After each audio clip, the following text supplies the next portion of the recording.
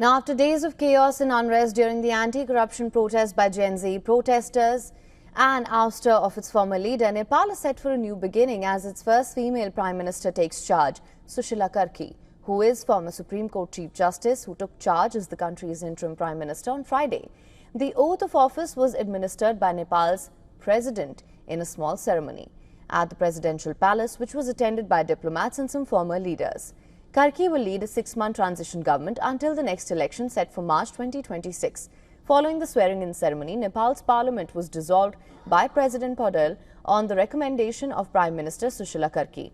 Karki's appointment came after long negotiations, which were mediated by Nepal's army chief Ashok Rajsigdel. Thousands of young activists used the online app Discord to debate the next steps and name Karki as their choice of next leader, citing her reputation for honesty and integrity. Key youth protest group Hami Nepal posted on Instagram saying, "We did it," and called for unity. Elated Gen Z supporters have expressed their happiness on social media, and many see this as the next step in the new political course they want the country to take. Outside the presidential palace, a crowd of supporters gathered and lit candles and cheered for the new Prime Minister.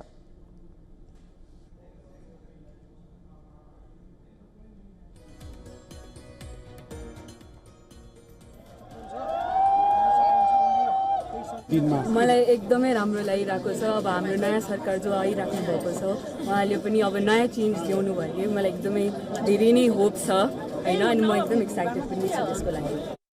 हामीलाई लाग्छ कि सायद सुनौलो दिन अब सुरु भयो। अब वी आर भेरी एक्साइटेड। सबभन्दा पहिला यो कि अब जुन पहिलो महिला न्यायाधीश हुनुहुन्थ्यो त्यही नै हाम्रो देशको पहिलो प्रधानमन्त्री भन्नुभयो। 73-year-old Sushila Karki is known for her stand against corruption in the government while serving as the Chief Justice.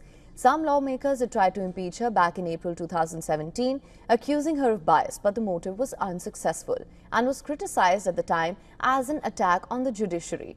Karki graduated as an art student, later studied political science at Banaras Hindu University in 1975.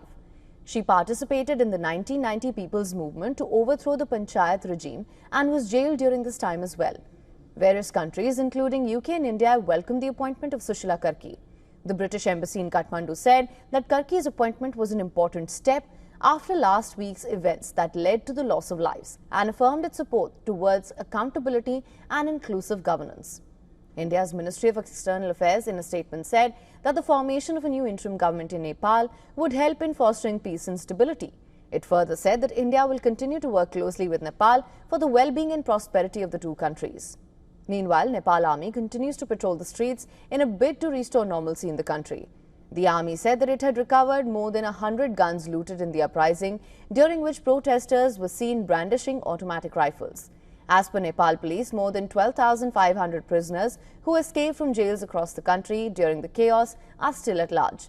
On the other hand, the ousted Prime Minister KP Sharma Oli, leader of the Communist Party, who resigned amid the violence, remains absent from the scene and his whereabouts are not known.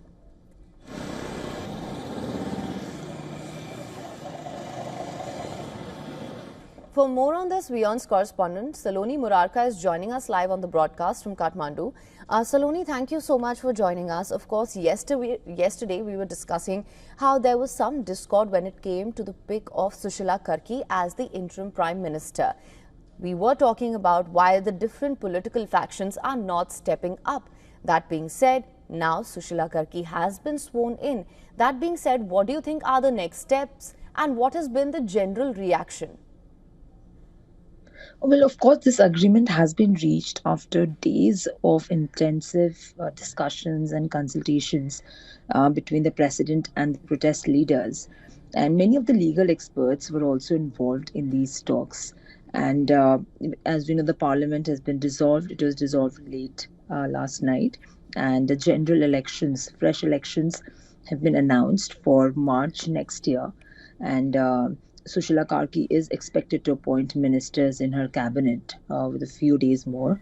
She is widely regarded as a person of clean image and is being supported by the student leaders. However, her cabinet will face multiple challenges.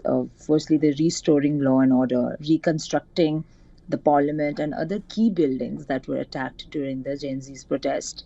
And also many of the people in Kathmandu, they're hopeful and they have welcomed her appointment. But others in Nepal are also a little fearful because it's a young democracy, and they believe that constitutional order should not be derailed. And one other major key task that she will face will be to bring those responsible for violence to justice. And on Tuesday, Sushila Karki also visited protest sites where almost 19 people were killed on that particular day. And she also met with some of the injured people. So we'll have to see on how she tries to go hand in hand with the supporters as well and assure the public that the country is slowly limping back to normalcy. But at the moment, Nepal's army is still patrolling the streets of Right. Kathmandu because of the potential protests that could break out of the Gen Z's group who are not in support of Karki's appointment. All right. Well, that being said, Saloni, if you were just to talk about the immediate next steps of this interim government, what are the challenges that lie ahead? We understand that this is a 6-month transition government until the elections in March for next year. So what will be the immediate challenges that Sushila Karki faces now? Well, first she'll have to set up a cabinet, and then also restore a little law and order in the country, because for the past few days, in fact for this whole week, the country was completely shut down with no businesses taking place, and also assured the youngsters that she will be fulfilling their expectations and that their consensus will be reflected in her ruling. Of course, this is the interim government, so she has a very short period of time. The elections are there in March. And also, we'll have to see on how the other political leaders and the political parties will react. As I spoke to some of them, they have not welcomed the decision to dissolve the parliament. But under the circumstances, the president himself agreed.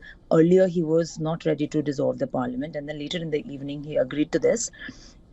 And for this is what I believe, and the reconstruction of the key buildings, I believe, because as we know, the Supreme Court has been completely shattered. The Parliament, the Singha Darbar, which is the main administrative buildings, and holds all the ministries of Nepal. The Finance Ministry, Home Ministry have also been severely damaged. And a new building for the Prime Minister has been set up where the small meetings can be taken place, and many of the people who will be leading the ministries can also sit in those buildings and continue the work. All right. Well, Saloni, thank you so much for bringing us the latest on this. Of course, we will continue to keep a track on how things develop in Nepal in the days to come. For latest news, download the WION app and subscribe to our YouTube channel.